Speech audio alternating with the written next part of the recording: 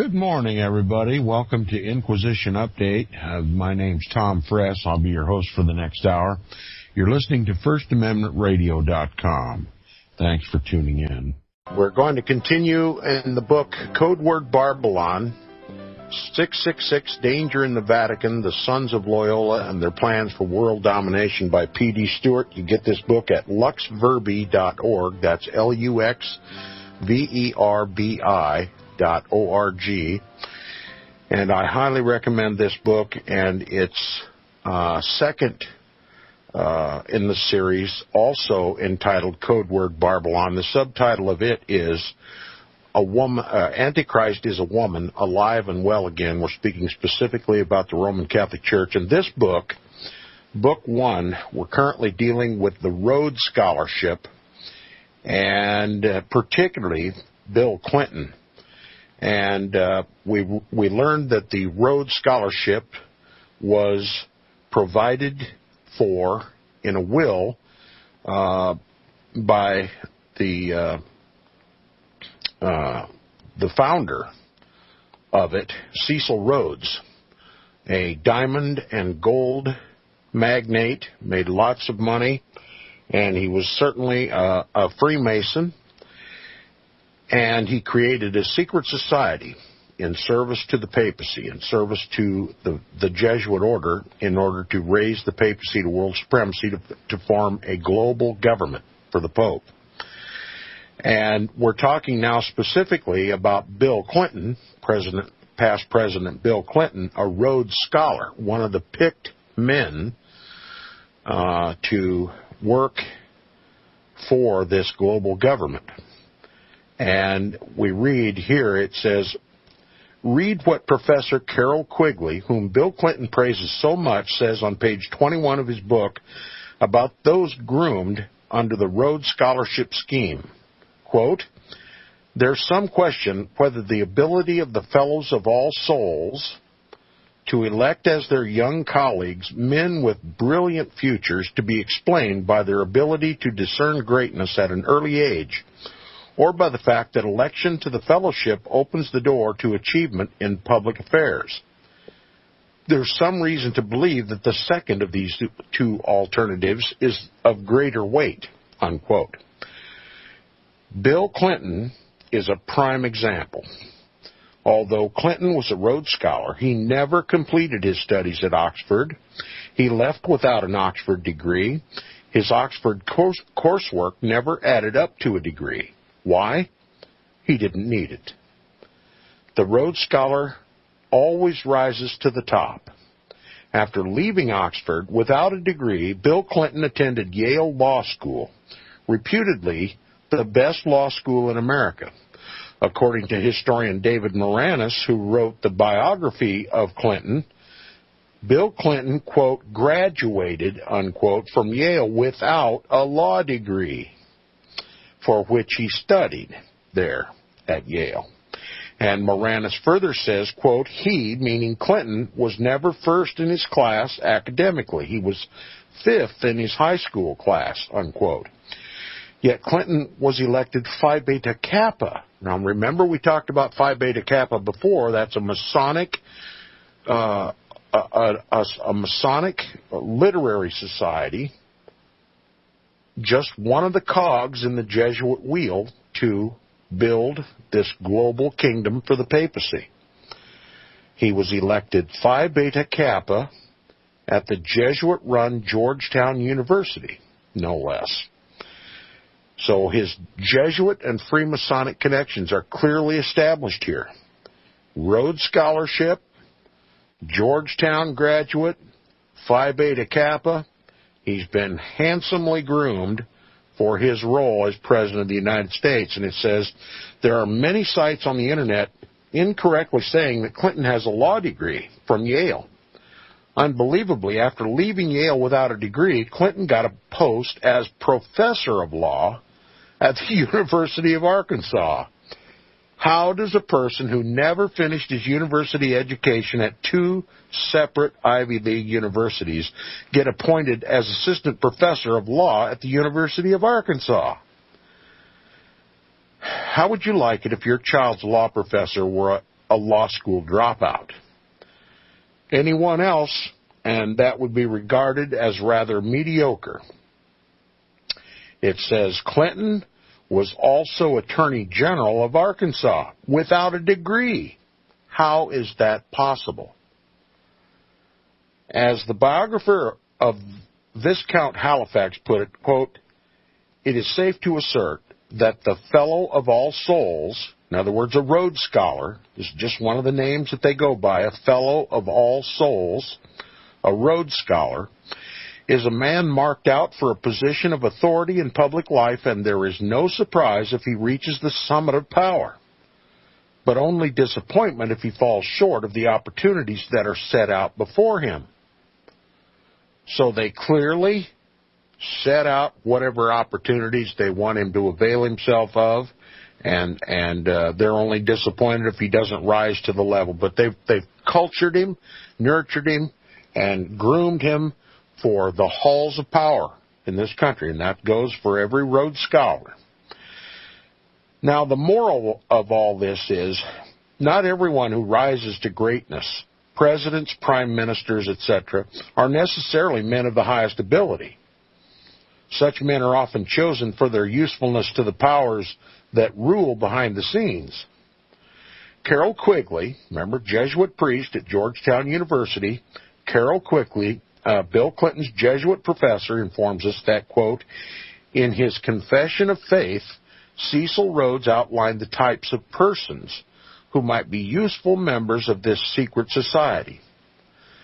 President Clinton was one such man, a Rhodes Scholar who got the usual ticket to Oxford and then jobbed into the White House. He was jobbed right into the White House by intrigues. And according to Carroll Quigley, Bill Clinton's mentor, Rhodes Scholars are tools or instruments of the Rhodes Secret Society. For only those who would carry forward the ideals and purposes of the Rhodes-Milner Secret Society were to be granted Rhodes Scholarships." So if you're a recipient of a Rhodes Scholarship, you're on your way to helping build this global government for the Pope. And if you're one of those hooked on the notion of Bill as a nice guy, then consider these words of his. Listen to what Bill Clinton says, quote, "We can't be so fixated on our desire to preserve the rights of ordinary citizens," unquote, ordinary Americans. I wonder who he considers extraordinary Americans. Now, if you stop and think that he's been cultured with this Jesuitical, Freemasonic, Rhodes Scholarship, entry into the secret society, trained by the Jesuits at Georgetown, wouldn't he think that the extraordinary Americans might be Catholic? He's got an entirely Catholic training here. Who would this elite Roman Catholic shoe-in for the White House regard as ordinary Americans? The author doesn't say so in this text, but I'm inserting that he is referring to non-Catholics.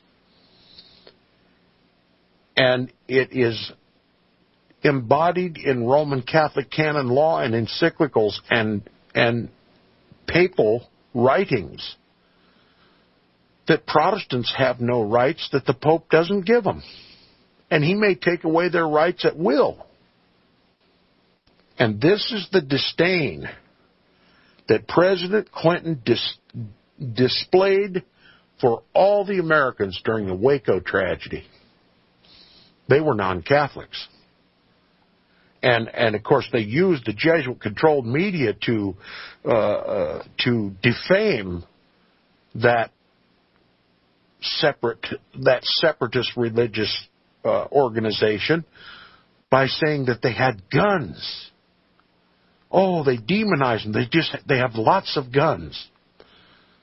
Well, it's legal in America to own guns. It's advisable for Americans to own guns. It's protected in the Second Amendment to the Constitution.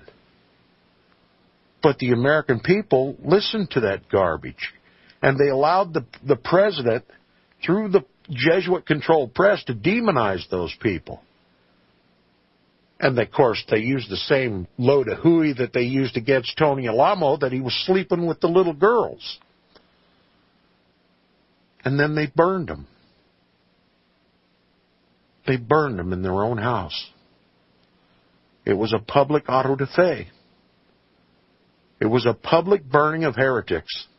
And that's the way it should have been seen by the American people. But they softened up the American people with propaganda, demonizing them as some sort of a renegade, violent, unpatriotic threat to our society and a threat to the little girls in the ministry. And America saw that place burn. And there was no outrage. That was just a taste of what's coming to this country. Just a taste of what's coming to this country. And he said, even on the White House lawn, I'm repeating myself because I've talked about this before, but it bears repeating. Right on the White House lawn, he said, this is what's going to happen with runaway sects, with private sects like this. In other words, you'd be all right if you joined the mainstream Christian churches. But if you try to separate yourself, this is what's going to happen. And the American people just stood silent. He continues, he says, and it bears repeating that the Rhodes Secret Society was founded on the constitutions of the Jesuits. What rights do you think the Jesuits give Protestants in their constitutions? You know, they were created for the very purpose of destroying Protestants and Protestantism, exterminating them from the face of the whole earth. That's exactly what they fully intend to do. And they intend to use our government to achieve it in this country. He says it bears repeating that the Rhodes Secret Society was founded on the constitutions of the Jesuits, and so we have to consider whether Clinton, a former student of Jesuit Georgetown University, being selected for a Rhodes Scholarship, might not also be a tool of the Jesuits. He most certainly is. And it says, is it coincidence that Mr. Rhodes would set up a secret society giving instructions in his wills to conceal his plans for that society by replacing the words Roman Catholic religion in the Jesuit constitutions with the words English Empire? Once again, we see the frightful intrigues of the Jesuits. To quote William T. Steed, Rhodes's collaborators and mentor, Mr. Rhodes was more than the founder of a dynasty. He aspired to be the creator of one of the vast, semi-religious, quasi-political associations which, like the Society of Jesus, have played so large a part in the history of the world. To be more strictly accurate, he wished to found an order as the instrument of the will of the dynasty. And while he lived, he dreamed of being both its Caesar and its Loyola, unquote. And it was Oxford University that Rhodes and his helpers would use as the training ground for their New World Anglo-American operatives. Quigley tells us on page 33 that Lord Milner and Cecil Rhodes, quote, were contemporaries at Oxford, but more than that, they were members of a secret society which had been founded in 1891. The secret society of Cecil Rhodes is mentioned in the first 5 of his 7 wills. In the 5th will, it was supplemented by the idea of an educational institution with scholarships, whose alumni would be bound together by common ideals, Rhodes ideals, and a secret oath. And you just have to know that those ideals are Jesuit ideals.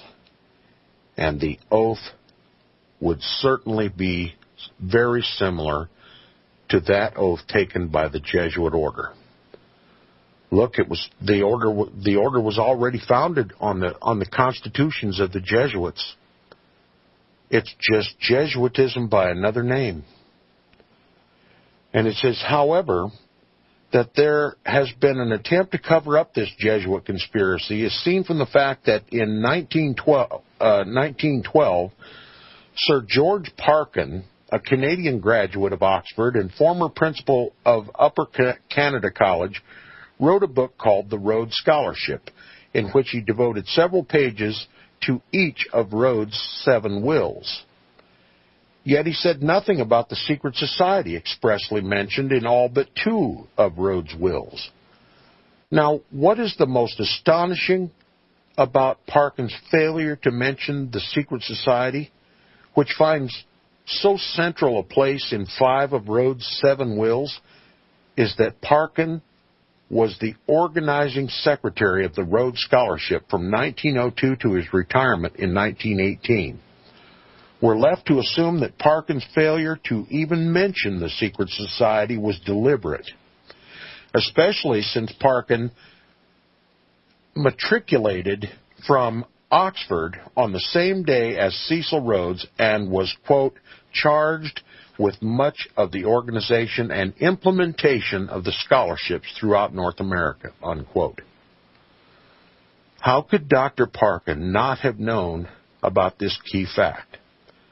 How could he have overlooked the use of the Jesuit constitutions? Coming back to the most famous Rhodes Scholar, Bill Clinton. Clinton still speaks highly of his Jesuit professors at Georgetown University. Clinton expressed his admiration for the Jesuit Carroll Quigley in 1989 in Antioch's journals, notebooks, and diaries. It says Clinton even gave his former mentor, Quigley, tribute in his presidential nomination speech at the Democratic Party convention in 1992. And on November 7, 2001, Clinton gave a speech at Georgetown University on foreign policy and globalization.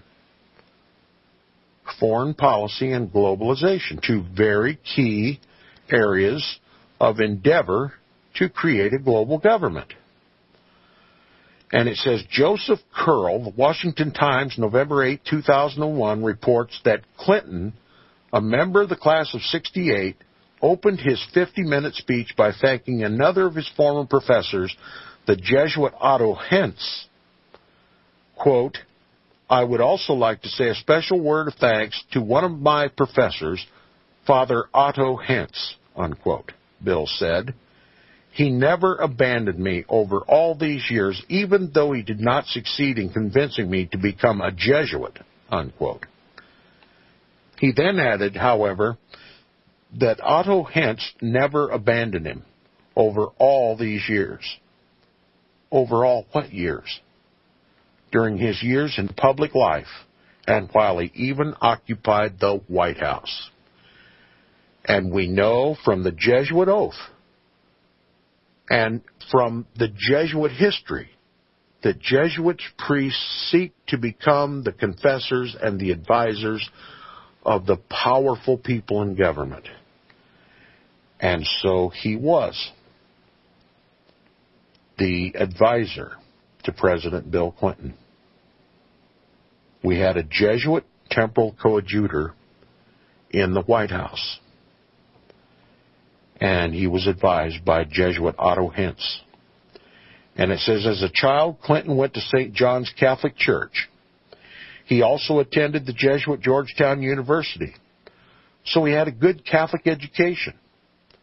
I do not say here that Clinton is or was at any time a Jesuit, says the author, for I cannot prove it. But if anyone were to come forward with proof, I should not be the least surprised. Clearly, the Jesuit professors Quigley and Hentz saw Clinton as an asset to their cause, and it would seem that he has served them just as well as a political protege, if not as a Jesuit. During his acceptance speech in 1992, Clinton alluded to this fact by deliberately misquoting 1 Corinthians chapter 2, verse 9. Quote, As the Scripture says, our eyes have not yet seen, nor our ears heard, nor our minds imagined what we can build, unquote. The actual passage of 1 Corinthians 2:9 says, does not use the words build. Clinton continued by naming the Jesuit who directed him and to whom he owed his highest station. Quote, as a student at Georgetown, I heard that call to build, clarified by the professor named Carroll Quigley, unquote. Now, what is that call, and what are they building? One thing is certain. They are not building a heavenly kingdom. They are building a kingdom of Antichrist, an earthly kingdom. That prophesied in the Scriptures. Now, the following revelation exposes the defiling alchemy of the Jesuits, their secret plan for building a new world order within the Rhodes Secret Society and the Rhodes Scholarship Scheme. Quoting sections from the American Review of Reviews, May 1902, page 556, Steed, Cecil Rhodes's closest collaborator, quotes directly from Mr. Rhodes in a letter written in 1890. Quote, please remember the key of my idea discussed with you as a society, copied from the Jesuit as to organization, unquote. Another reference that his secret society, the key of which is that it is copied after the Jesuit order as to its organization. Where did we see this once more in history? It was the SS. Himmler's SS was fashioned after the Jesuit order, and we all know what resulted from that. Extermination of heretics, Protestants, Orthodox, and Jews. And that's exactly what they're planning again. History just cannot allow and will not allow any other conclusion. We're seeing history repeated right before our very eyes. And it says, now read what Bill Clinton, the famous Rhodes Scholar, said about two leading Jesuits from Georgetown where he was trained and groomed for the U.S. presidency. Quote, I have to say a special word to leave of Father O'Donnell about two past presidents of Georgetown, both named Healy. The second, Timothy Healy, passed away just a few days ago, and he was Father O'Donovan's predecessor. He was my friend, and in his effects when he died were found 4 pages of an outline of instructions for me for my inaugural address, that is for U.S. President. And I know he's looking down at us, and I want him to know that I have absorbed the instructions and have taken some and rejected some. So he was advised by his Jesuits, knowing full well that he was going to become President of the United States. He was a shoo-in. A picked man, picked by the Jesuits. And he served the Jesuit general well during his years in office. You're listening to the Inquisition Update on FirstAmendmentRadio.com.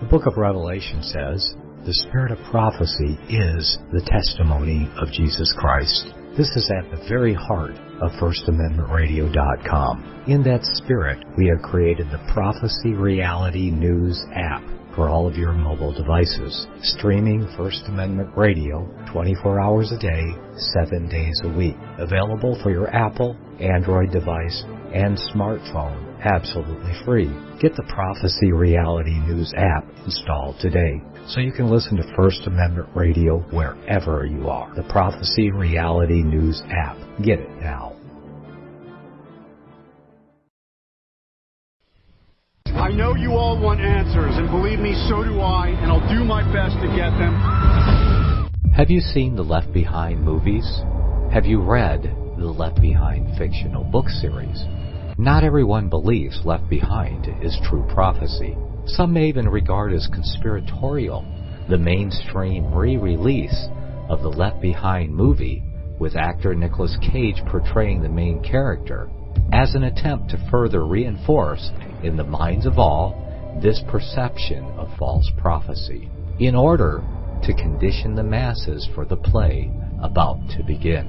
Because they see the world stage shaping to fulfill what they have been led to believe is sound biblical interpretation, a Left Behind rapture scenario, this false view of prophecy is reinforced in the mind, not only of its adherents, but also includes those who have been merely exposed to the specific media. Is it possible that false prophecy can be fulfilled? The rapture theories have always been in dispute. Pre-trib, mid-trib, and post-trib disputes have risen up in exclusively evangelical circles of recent history, so that when true believers don't suddenly disappear, this element will easily go by the wayside when all see a new Jewish temple begin to be built. Will this be part of the great delusion that will come upon the whole earth? It seems that this great prophetic delusion has already overcome practically the entire American evangelical and Christian world. Get the book, The Rapture Will Be Canceled. To learn more, visit crosstheborder.org. That's CROSS, crosstheborder.org.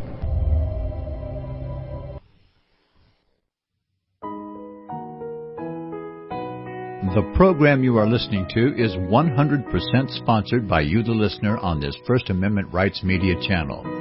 You will notice that there are few commercials on this radio network.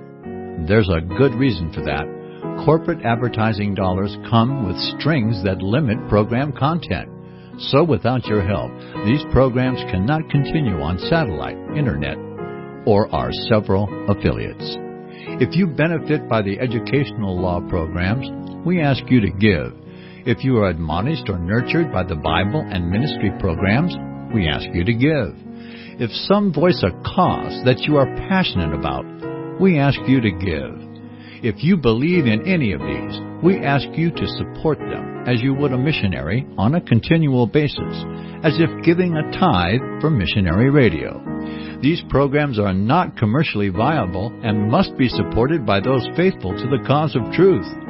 Look for the button to sponsor your favorite programs at our listen and schedule pages on the Internet. We will also give you unlimited archive access to all of our programs. We're asking you to give much less than a tithe, so that you may also send support directly to a particular program host, cause, and anywhere else the Spirit may lead you. Do all to the glory of our God and Creator, for His holy nation, the only kingdom that will last forever. Thank you for listening.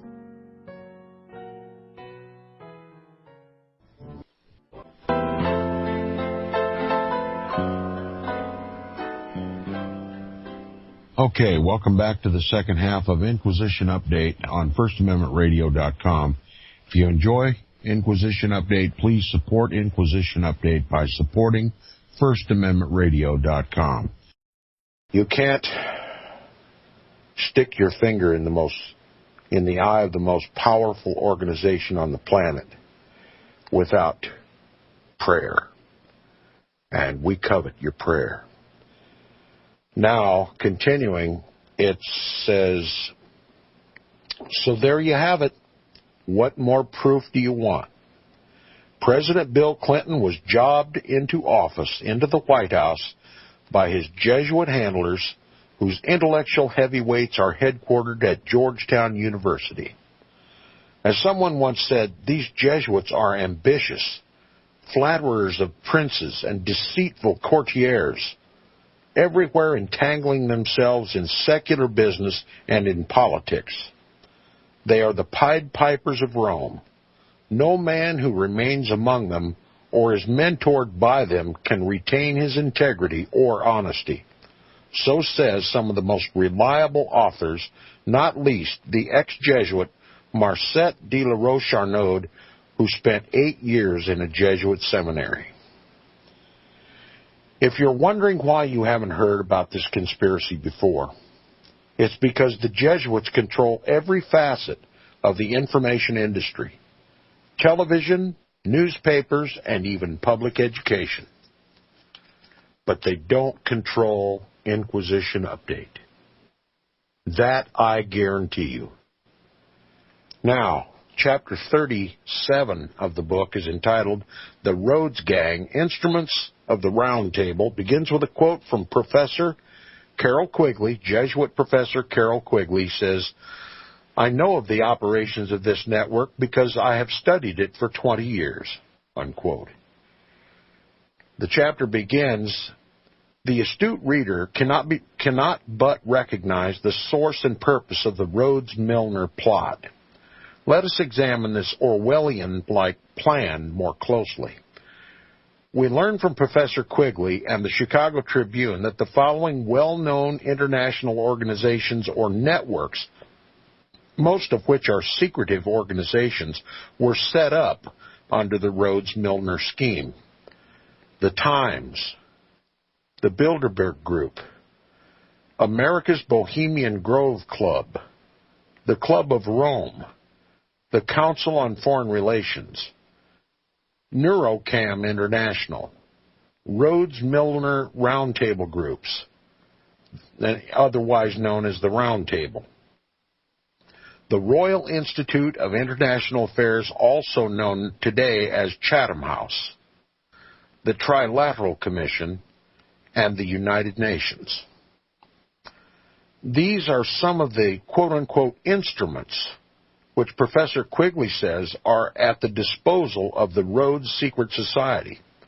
He tells us that in New York, the Round Table Group was known as the Council on Foreign Relations. These Round Table instruments, says Quigley, were designed to promulgate the idea of the formation of a federal or one world government, based on the notions of the unification of the British Empire and the United States of America. This British-American reunification lark is a ruse in the best Jesuitical tradition.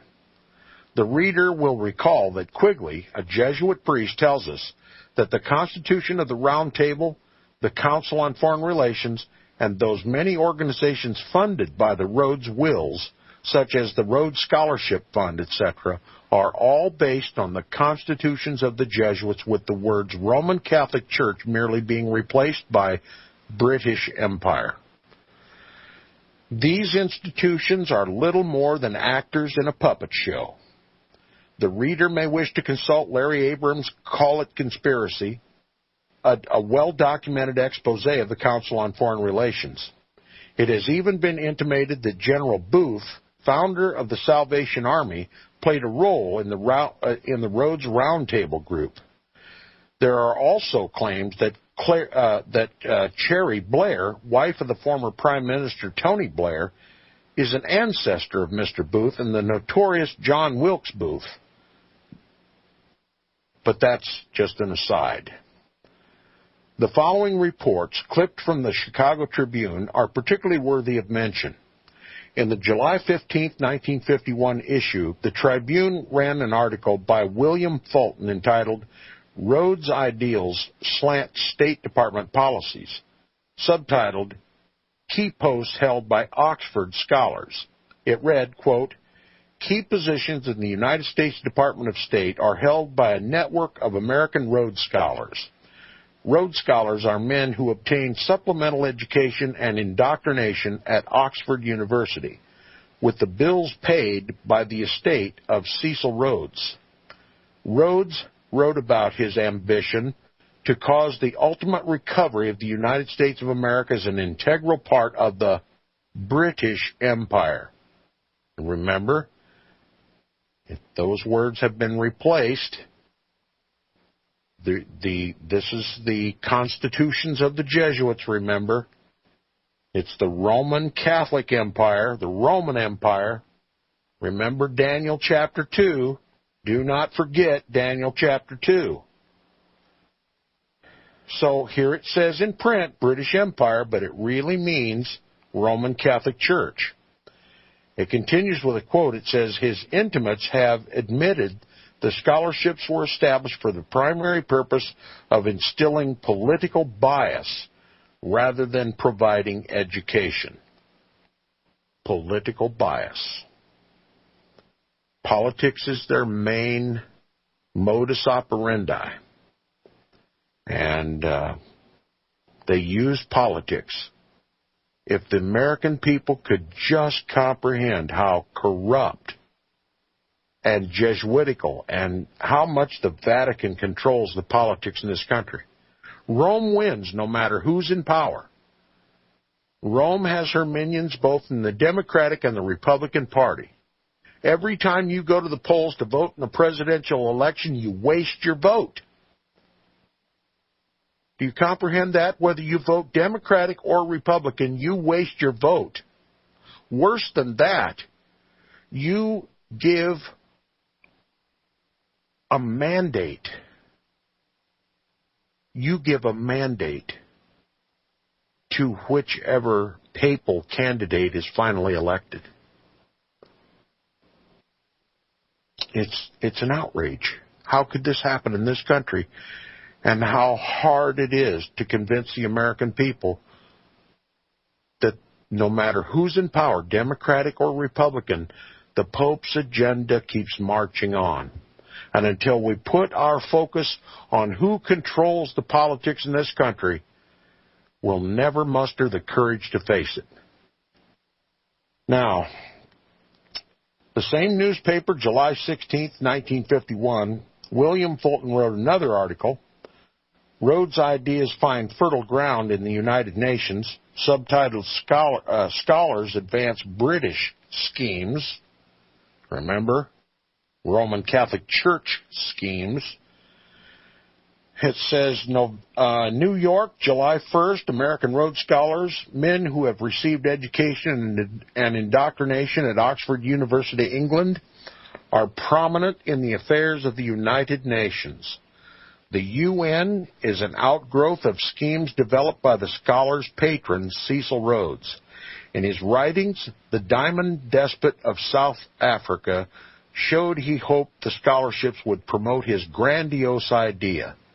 32 American collegians go to Oxford each year under the terms of Rhodes' will, unquote. And in the Tribune, July 19, 1951, in an article entitled Rhodes Ward's Hawk Global Scheme in the United States, subtitled Peddle Propaganda for One World, Fulton reported, quote, New York, July 19th, Rhodes Scholars return from schooling and indoctrination at Oxford University, England, are the principal hawkers of globalist propaganda in the United States. Previous articles in this series have disclosed that many of the 1,185 living American Rhodes Scholars have obtained key positions in the State Department, the United Nations, the Economic Cooperation Administration, and other government agencies where they have worked toward fulfillment of the schemes of their imperial patron. Their imperial patron. Building an empire for their patron, Cecil Rhodes, who was a Jesuit.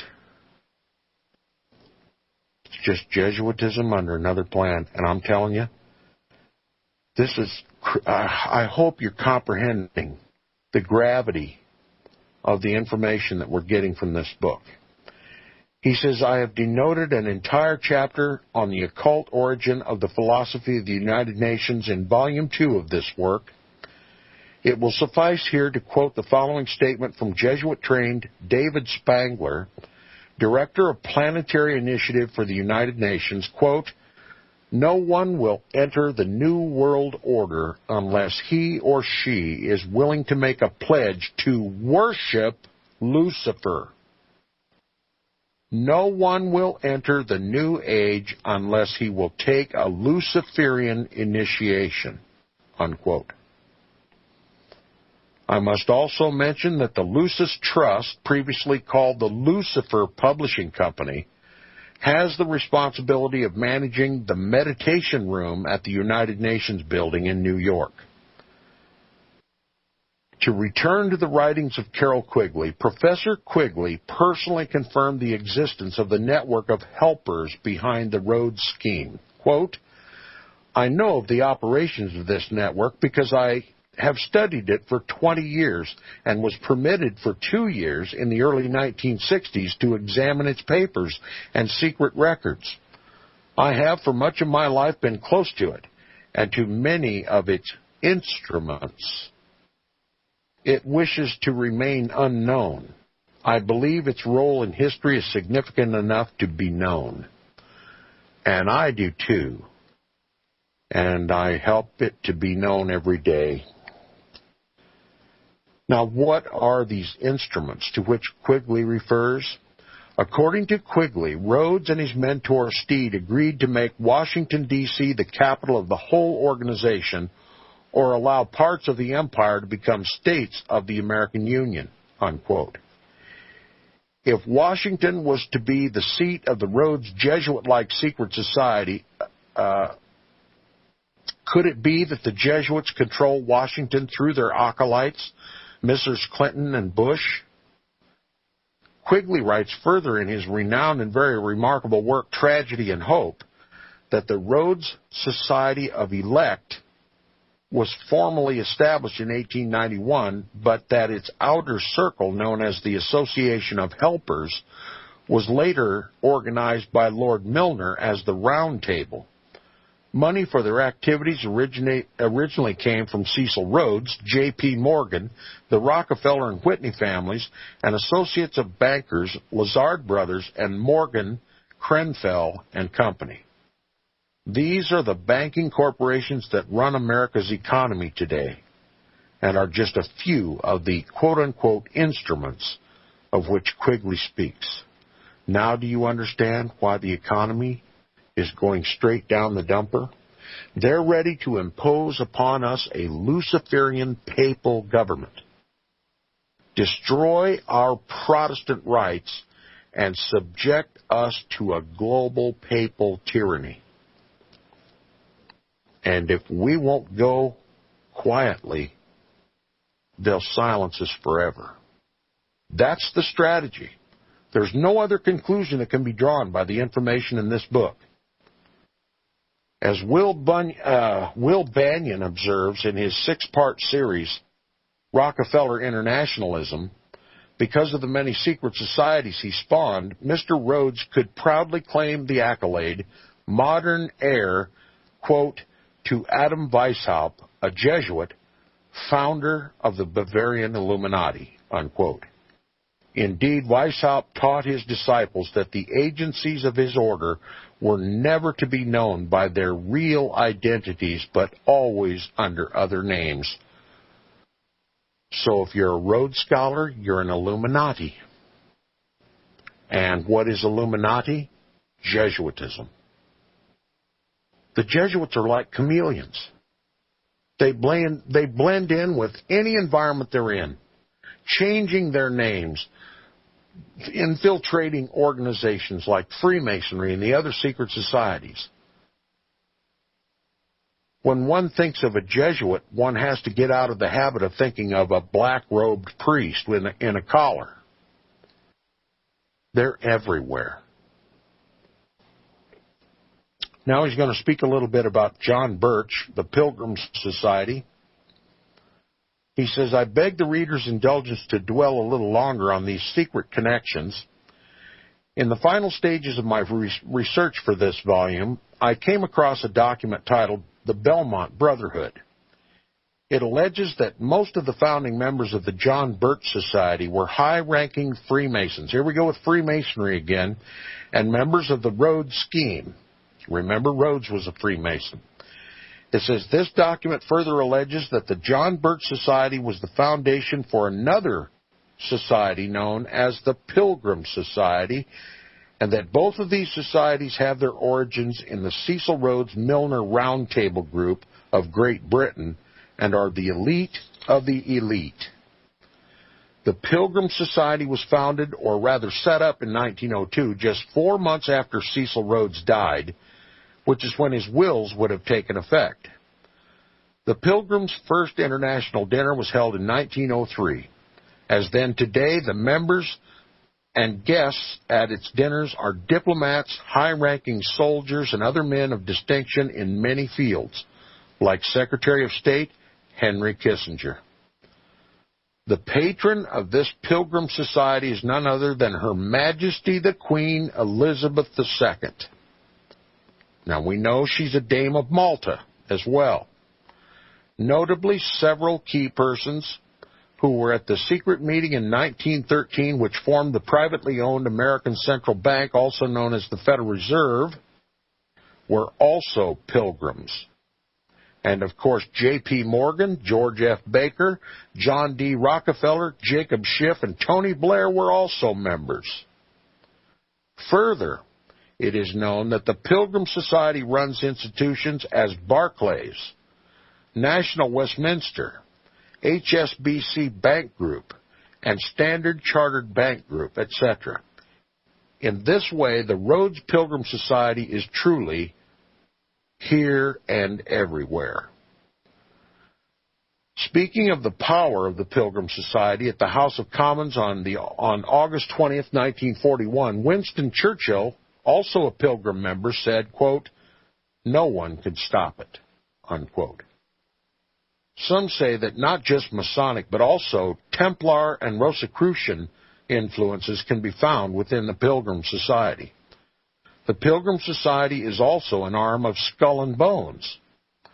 Francis F. Randolph and the Pilgrim Society was the treasurer for the Russell Trust, which is the official corporate name of Skull and Bones. In November of 2006, Pope Benedict XVI invited CFR member Henry Kissinger, who was the member of the Masonic Pilgrim Society and a former U.S. Secretary of State to Richard Nixon, to be his political advisor. That's right, Henry Kissinger is a political advisor to Pope Benedict XVI. And it says, the 83-year-old Nobel laureate was offered the high-profile role during a private audience with the Pope and will be on the Papal Advisory Board for Foreign and Political Affairs. Curiously, and perhaps no more than curiosity, Pope Benedict, once a member of Hitler's youth under the Nazi regime, and Henry Kissinger are not only close in age, but were both born in Bavaria, the home of Adam Weishaupt's Illuminati. Incidentally, Mr. Kissinger, like Adam Weishaupt and Jesuit founder Ignatius Loyola, is a Jew. See where this is going?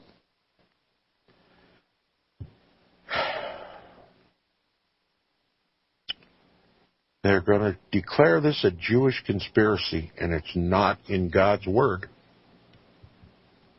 And it's critical that we understand what God's Word says about this coming New World Order. Now he's going to talk about the Rhodes plan to control the media. Rhodes gave explicit instructions that his secret society should own portions of the American press. The reader will recall that in his 1877 Confession of Faith, Rhodes wrote that he envisioned his secret society owning portions of the press, for the press rules the minds of the people, unquote. The Jesuit Carol Quigley, told us that one arm of Rhodes' society, quote, has been known at various times as the Times Crowd, and that in 1983 the Times newspaper had 6 Rhodes scholars on its board. So what business do you suppose the Times is up to? The Pope's business. A global government for the papacy. He says, I now highlight for your attention the following statements of John Swinton, former head of the editorial staff of the New York Times, then the prominent New York journalist and called by his peers the dean of his profession. This is what he said to his colleagues at a New York press club. Quote, "There's no such thing at this date in the world's history in America as an independent press. I'm paid weekly for keeping my honest opinions out of the paper I am connected with. Others of you are paid similar salaries for similar things, and any of you who would be so foolish as to write honest opinions would be out on the streets looking for another job. The business of the journalist is to destroy the truth, to lie outright. We are the tools and the vassals of rich men behind the scenes. We are the jumping jacks. They pull the strings and we dance. We are intellectual prostitutes," unquote. And Noam Chomsky, the distinguished linguist, observes, quote, "The raw material of news must pass through successive filters, leaving only the cleansed residue fit to print," unquote. It is the Jesuit Illuminati who controls most of the media, who act the part of information caddies. As Joseph Goebbels, the Nazi propaganda minister, said, quote, "Think of the press as a great keyboard on which the government can play," unquote. We must go back to Professor Quigley to appreciate the extent of this media control. Quigley makes this stunning statement, quote, "The American branch of this English establishment, that is the Round Table, extended much of its influence through 5 American newspapers, the New York Times, New York Herald Tribune, Christian Science Monitor, the Washington Post, and the lamented Boston Evening Transcript," unquote. In England, they controlled the Times of London and the editorship of the Observer. The Times News Group is owned by the Astor family. We saw that this strategy to control the media was expressly provided for by Rhodes' Confession of Faith. Thus, when on February 17, 1950, CFR member James Warburg, the architect of the Federal Reserve System, told a Senate Foreign Relations Committee, quote, "We shall have one world government whether you like it or not, by conquest or consent," unquote. The media remained silent. And in the April 1974 issue of the CFR Journal, Foreign Affairs, page 558, Richard N. Gardner stated that the New World Order will be built and it will end national security, eroding it piece by piece, will accomplish much more than the old-fashioned frontal assault. Again, the media was mute.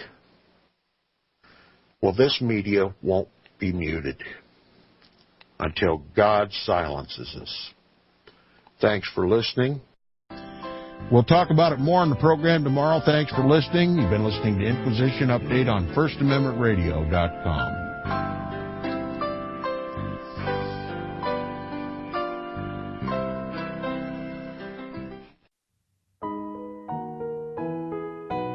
The program you are listening to is 100% sponsored by you, the listener, on this First Amendment Rights Media channel. You will notice that there are few commercials on this radio network. There's a good reason for that. Corporate advertising dollars come with strings that limit program content. So without your help, these programs cannot continue on satellite, internet, or our several affiliates. If you benefit by the educational law programs, we ask you to give. If you are admonished or nurtured by the Bible and ministry programs, we ask you to give. If some voice a cause that you are passionate about, we ask you to give. If you believe in any of these, we ask you to support them as you would a missionary on a continual basis, as if giving a tithe for missionary radio. These programs are not commercially viable and must be supported by those faithful to the cause of truth. Look for the button to sponsor your favorite programs at our listen and schedule pages on the internet. We will also give you unlimited archive access to all of our programs. We're asking you to give much less than a tithe so that you may also send support directly to a particular program host, cause, and anywhere else the Spirit may lead you. do all to the glory of our God and Creator, for His holy nation, the only kingdom that will last forever. Thank you for listening.